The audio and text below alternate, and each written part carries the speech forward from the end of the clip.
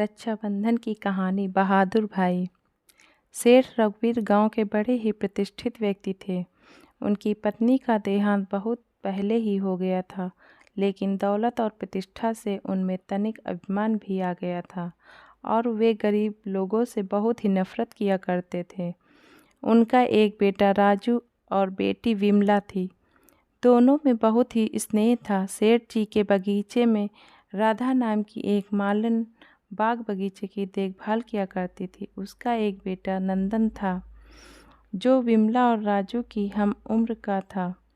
राजू अपने पिता की तरह गुस्सैल मिजाज का होने के कारण नंदन पर रौब जमाया करता था और उससे अपने हर छोटे मोटे काम करवाया करता था। नंदन भी राजू की हर बात पूरी किया करता था। गांव में तूफानी बारिश हो रही थी। उस दिन मालन बहुत बीमार पड़ी थी। मालिन ने अपने बेटे नंदन से कहा, तुम हवेली जाओ और सेठ जी से कह आना कि आज बीमार होने के कारण मैं हवेली नहीं आ सकूंगी। नंदन ने कहा, ठीक है माँ। ऐसा कहते हुए वह हवेली की तरफ चल पड़ा। बारिश और कीचड़ से बचते बचाते भी वह आखिर भीग ही गया और जैसे तैसे हवेली पहुंचा।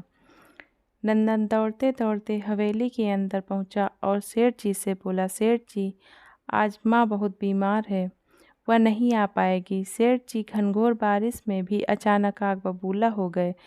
फर्श पर नंदन के जूतों से कीचड़ के निशान बन गए थे। सेठ जी ने आओ देखा ना ताओ और नंदन के गालों पर ऐसे तमाचे जड़े कि वह कुछ देर तक तो समझ ही नहीं पाया कि आखिर माजरा क्या है।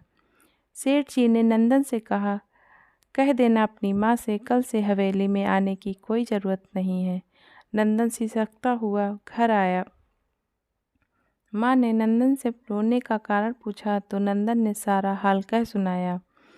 माँ ने अपने बेटे नंदन से कहा, बेटा रो नहीं, इसमें तेरी कोई गलती नहीं, धन दौलत का अभिमान ही ऐसा होता है। नंदन मन ही मन बड़ा अपमानित महसूस कर रहा था। सावन का महीना था। पूरे गांव में झूलों और मेलों की बहार थी और अगले ही दिन राखी भी आने वाली थी। विमला, राजू भैया, इस बार राखी बंधाई पर कोई ऐसा वैसा तोहफा नहीं चलेगा, मुझे कुछ अलग हट कर चाहिए। राजू बड़े रुआब से बोला, विमला तुम फिक्र न करो, तुम्हें शहर से बहुत बढ़िया तोहफा ला कर दूंगा। ऐसा कहकर राजू ने फौरन जीप तैयार करवाई और शहर की ओर चल पड़ा। रिमझिम बारिश अचानक तेज हो गई। आसमान से पानी की गिरती बूंदों ने बड़ा आकार ले लिया और बारिश ने तूफानी रूप ले लिया।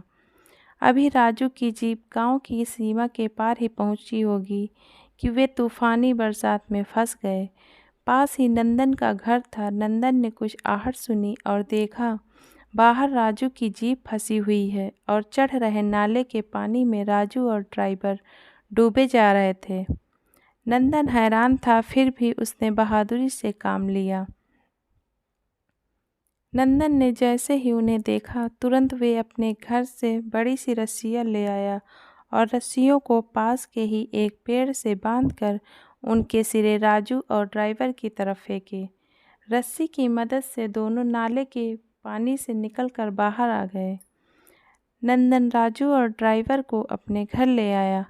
इधर सेठ जी बड़े परेशान थे। घनघोर बारिश हो रही थी और रात भी काफ़ी हो चुकी थी, लेकिन राजू अभी तक शहर में नहीं लौटा था। विमला का रो रो कर बुरा हाल था। वह बार बार कहे जा रही थी कि भैया जल्दी आ जाओ। सेठ जी ने तुरंत अपने नौकर को शहर के लिए रवाना कर दिया।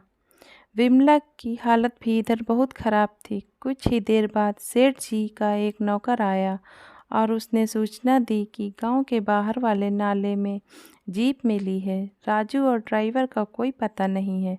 फिर क्या था, सभी ने यह मान लिया कि वे दोनों बहते नाले के पानी की बलि चढ़ गए होंगे। दूसरे दिन राखी थी, लेकिन सेठ की हवेली में तो मातम पसरा हुआ था। विमला को अभी तक कुछ नहीं बताया गया था। सेठ जी अपने आंसू छुपाने की लाख कोशिश कर रहे थे, लेकिन वह विमला को गले लगाकर रो ही पड़े और बोले, बेटी तेरा भैया अब कभी नहीं आएगा। सेठ जी के इतने ही शब्द थे कि एकदम राजू को वहां देखकर सभी हैरान हो गए। सेठ जी तो एक पल के लिए किसी चीज पर यकीन ही नहीं कर पाए। लेकिन जब राजू ने नंदन के बारे में सारी बात बताई तो सेठ को अपने बुरे व्यवहार के कारण बहुत दुख हुआ। सेठ जी ने अपने नौकरों को तुरंत नंदन के घर उसे और उसकी माँ को सम्मान सहित लाने के लिए कहा। उन दोनों को सम्मान के साथ हवेली में लाया गया। राखी की तैयारी हो चुकी थी। अब तो विमला ने अपनी थाली सजा ली थी। राजू राखी बंधवाने के लिए बैठा ही था कि विमला ने तुरंत अपने पिता से नंदन की तरफ इशारा करते हुए कहा कि पिताजी, मेरा एक नहीं अब दो दो भाई हैं। सेठ जी ने तुरंत नंदन को भी बुलाया और विमला ने दोनों को राखी बांधी। सेठ जी ने नंदन की माँ से कहा, आप आज से मेरी बड़ी बहन हैं और बहादुर नंदन मेरे बेटे के समान है।